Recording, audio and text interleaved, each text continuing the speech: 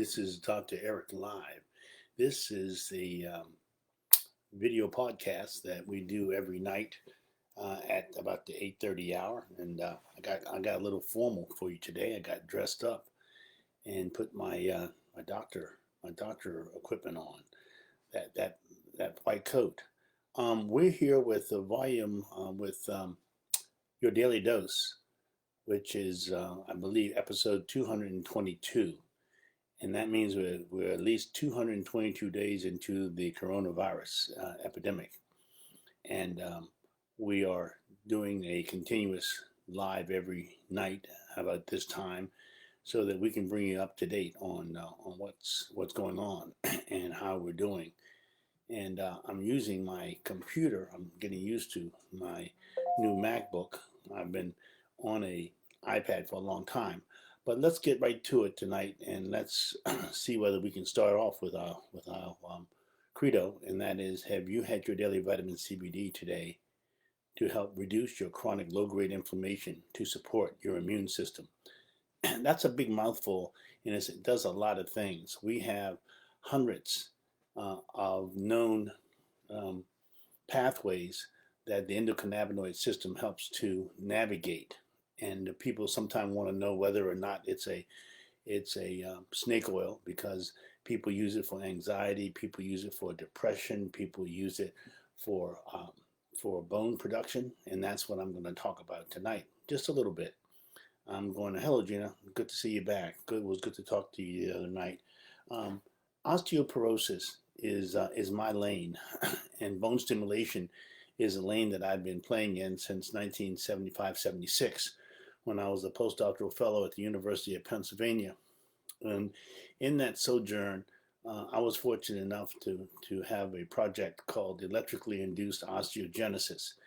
And what we did within that preview was that we used a negative charge of an electric battery with a very low microamps to stimulate bone. And it took a lot of R&D, a lot of research and development, a lot of implantation into animal model so that we could see how much bone we could form. And that was my project.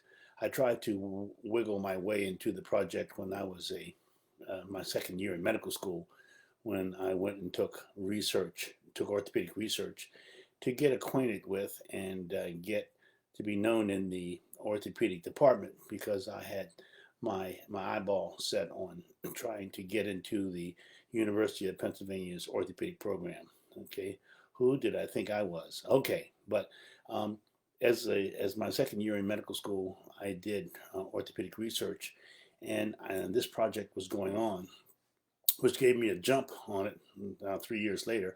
Once I finished medical school, once I finished internship, then I became a postdoctoral fellow in orthopedic research. And on the first day, the professor, Dr. Brighton, says, now we have 5 different projects. And I raised my hand and I said, I'd like to do the electrically induced osteogenesis. And it was a full cycle. Now, what was that about? That was about bone stimulation. And that's where I am today, 45 years later, on bone stimulation. Just going through the recent studies that are starting to explode, because cannabis sativa L is no longer if it's less than 0.3% by dry weight, is no longer illegal. So there's a lot of research. But I knew the research was already going on in Israel and in Italy and other European countries. And that's why I started a project with Dr. Cliff Rosen, who had been working on osteoporosis for a long time. He found that the whole aspect of cannabidiol as a bone stimulating component was very interesting, and we wanted to test it in his lab here in Maine at the Maine Medical Research Institute. What we find out is that the cannabinoid, CBD, or cannabidiol, is a osteoblastic proliferator. Okay, let me say it like that. You have 2 types of cells. One helps to make bone, and one helps to break bone down. The one that makes bone is called osteoblast, and the one that takes bone away is called the osteoclast. And you can be in a constant balance. And if you take away more than you make, you have a problem. And if you make more than you take away, you can have also a problem. So it has to be a very casual, very cautious balance between these different mechanisms. But the osteoblast, actually CBD actually increases it, and the osteoclasts are helped and proliferated with something called a GPR55. And what we've found is that we can actually, that CBD can actually block the production of this this GPR 55, and stop and slow down the osteoclast or the bone resorption. So not only can it increase bone production, but it can inhibit osteoclast production that takes bone away. So you get a net effect of increasing bone formation. You have another enzyme called lysohydroxylase, which is a bone healing enzyme that it increases in the presence of the cannabidiol. Now, I've talked to you about the patent many times, and what the patent has said, but I think we need to look at it more carefully. The patent talks about the anti-inflammatory, which everybody talks about, but it also talks about the neuroproliferative and the neuroprotective elements. Now that's pretty amazing that you have those other two characteristics, and that's why I think it's going to be very big in the neurology world as we start to uncover all the different cannabinoids and what they may do. Okay, for um, uh, the um, taking the oxidative stress out of the brain. As I told you, AARP is doing a special a special magazine series on dementia, and one of the first things that they spelled out is that you must get enough sleep, such that once you make all that oxidative stress, that the brain has enough time to go through, come in, and do a cleanup. The We know now that from my standpoint, that your daily vitamin CBD is very important for the endocannabinoid system, because the endocannabinoid system can help actually regulate bone production and bone breakdown. So that's a big aspect for bone density, because I will find a way, or how we basically can show you my slides. I'll give you a presentation that I've given to physicians twice already, and this is, a picture's worth 1,000 words, and it's all laid out in 20 slides, and I can give it in less than 20 minutes. And that's why we try to stay within this format, so that we don't tire anybody out, especially on a Sunday night when people have a lot of other things they're doing to get ready for the next day. But because I served as an orthopedic surgeon for many years, okay, when I started studying cannabis, mainly because of the opioid epidemic, mainly because when I retired from my surgical career, I gave up my narcotic license, because it can get you in trouble.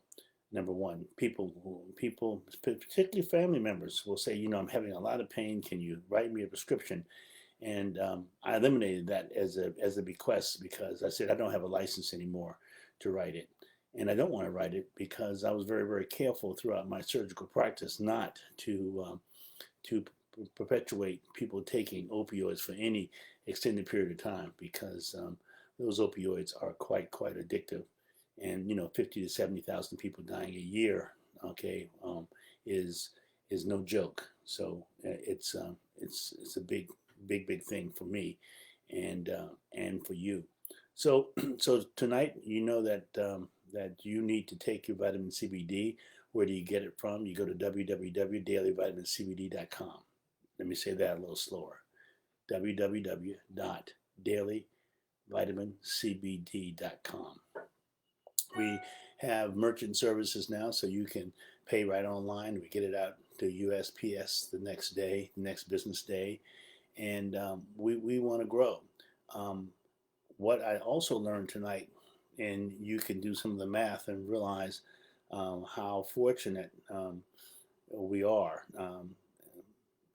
I'm trying to determine where the best, where to try to teach people where they should start with the dosing, and we're going to lay that out and probably put it on our website so that you can have it.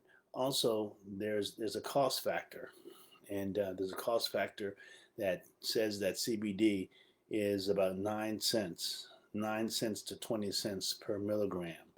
So you can oftentimes see when you don't, when you have something that says there's 10,000 milligrams in this hemp oil, you can be guaranteed that it's not CBD.